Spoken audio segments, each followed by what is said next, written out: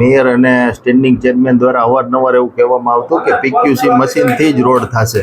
એટલે અમે જ એ લોકોને એજન્સી દ્વારા એ કીધું કે ભાઈ આ એક રિપોર્ટ તૈયાર કરીને આપવામાં આવ્યો હતો કે ભાઈ પીક્યુસી મશીન દ્વારા રોડ શક્ય નથી. પરંતુ આપણે જોઈએ કે હાલ જ્યારે પીક્યુસી મશીન આવી ગયું છે તો ત્યારે પીક્યુસી મશીન તો સાઈડમાં પડ્યું. પીક્યુસી મશીન ત્યાંથી ચાલુ કરવામાં અલગ અલગ ચેમ્બરોનું બધું ધ્યાનમાં રાખી અને જ્યાં નહોતું પોસિબલ થઈ શકે એવું નહોતું. જનતાને મેયર તથા સ્ટેન્ડિંગ ચેરમેન જે જુનાગઢના શાસક પક્ષના લોકો છે એ મૂર્ખ બનાવે છે. પક્ષના મેયર અને સ્ટેન્ડિંગ ચેરમેન દ્વારા અવારનવાર એવું કહેવામાં આવતું કે પીક્યુસી મશીનથી જ રોડ થશે. પરંતુ આપણે જોઈએ કે હાલ જ્યારે પીક્યુસી મશીન આવી ગયું છે તો ત્યારે પીક્યુસી મશીન તો સાઈડમાં પડ્યું છે. પરંતુ એમને આ જોઈએ કે સાદી રીતના જે કાયદેસર રોડ કરે છે મનપા જે વર્ષોથી એ રીતના જ કામગીરી ચાલુ છે. અને ટેન્ડર આપણે જોઈએ તો પીક્યુસી મશીનરી અને તમામ વસ્તુથી કરવામાં આવ્યું છે. ઉપરાંત આપણે જોઈએ કે પીક્યુસી મશીનથી જે રોડ થાય, જેમ નેશનલ હાઈવે પર જે પીક્યુસી મશીન ચલાવવામાં આવે છે તો એની સ્ટ્રેન્થ ફૂલ મજબૂતી થઈ જાય છે. કારણ કે એમાં એટલી કોન્ક્રીટને મિક્સ કરે છે, ટ્રીમિંગ કરે છે, વાઇબ્રેટિંગ કરે છે, જેને હિસાબે ક્યાંય પણ એર નથી રહેતી. અને એ રોડ છે એનું 35 થી 40 વર્ષ સુધી આયુષ્ય થઈ જાય છે.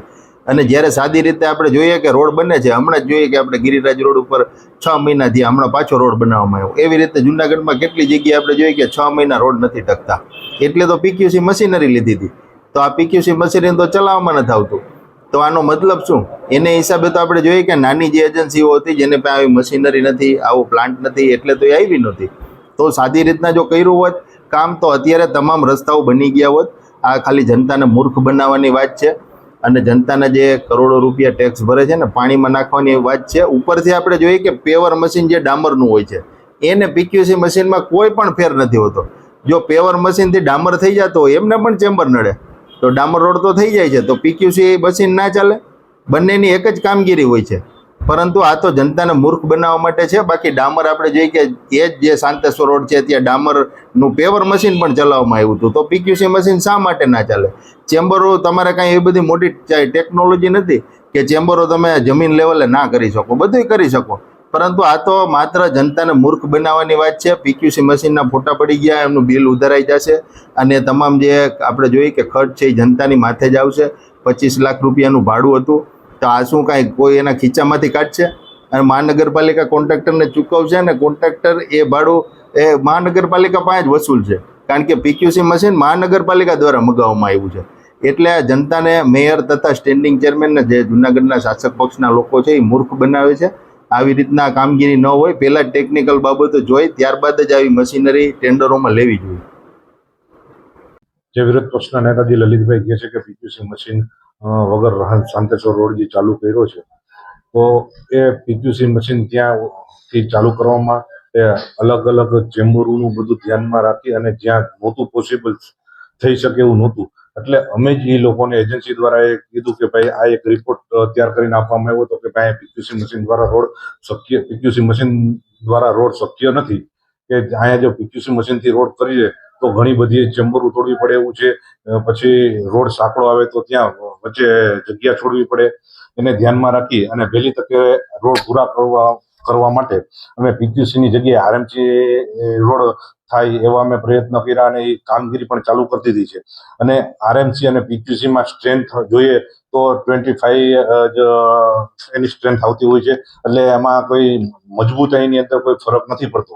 પણ જેથી કરીને વહેલી તકે આ રોડ પૂર્ણ થાય અને લોકોને મુસીબત ન પડે એને ધ્યાનમાં રાખી તાત્કાલિક આ નિર્ણય કરવામાં આવ્યો છે. વિરોધ પક્ષને માત્ર આક્ષેપ જ કરવાના હોય છે, કામગીરી એને કરવાની હોતી નથી. એટલે એને માત્ર આક્ષેપ જ કરવાનો હોય છે. પહેલા તમે જ્યારે ટેન્ડર કર્યું ત્યારે આ પ્રકારની કઈ તમે મોનિટરિંગ નહોતું કર્યું કે આ પીક્યુસી ચાલે? પણ ત્યારે અમે જ્યારે ટેન્ડર કર્યું હતું ત્યારે પીક્યુસી મશીન અને પીક્યુસી મશીન વગરના બંનેના ભાવ લીધેલા હતા કે જો ન ચાલે તો આરએમસી થી પણ અમે કરી શકીએ.